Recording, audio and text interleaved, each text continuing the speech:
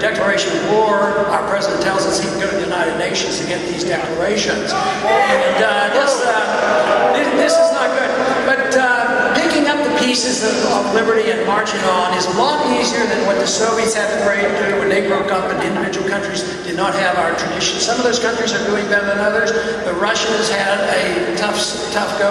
But if we take the best parts we have and look at it and build on it and improve on it, instead of pretending that we have to go back and live in the dark ages, this could be better than ever. And when will this, a lot of people ask, when do you think this is going to be necessary? Well, I consider the foundations of our liberties have been severely, if not completely, undermined. Our economic system is tottering because there is no sound foundation, there's no sound currency, there's nothing but debt. There's a false trust in our currency that the world will always take our printing press money. That will come to an end.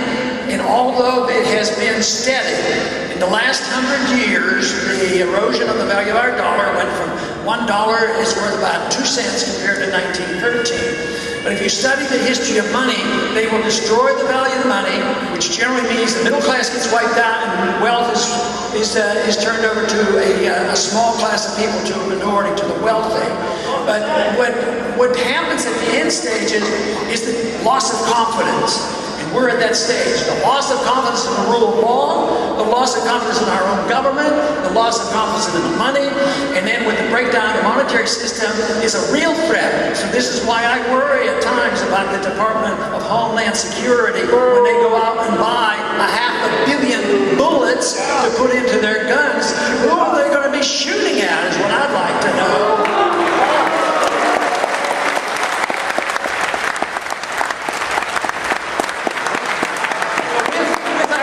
Traditions and the good understanding, economic policies are better understood today. Austrian economics in the last 100 years have made great strides. It was the Austrian economists that predicted the Depression. Mises predicted depression way back in the 20s, knowing what would happen. And certainly the Austrian economists were correct about what's happening now, whether it's the NASDAQ or the housing bubble. So we've made great strides. It's a lot better than even the free market economists of the 19th century. And now we're in the 21st century. So we have a lot to hold on to, a lot to build on. We have a lot of energy. You're part of it. Everybody who comes around to understanding this, just basically, guess what? A greater burden falls on you because you have more obligation. And believe me, the country is always moved by a small group of people. So if you're in that small group of people, you have a job to do, whether it's in this particular campaign or your campaign or getting yourselves involved in education. There's always a job. And I was taught a long time ago that if you do your job right and you learn the issues, you don't have to go searching for a job. It will come to you and people will come and you will know what you have to do. And I'm sure that will happen to many of you. So with that in mind and with the necessity now being clear, because it is the need that is so essential that has been discovered these last 4 years. I've been talking and visiting with people for 30 years on this, but there's something dramatically different in these last 4 years.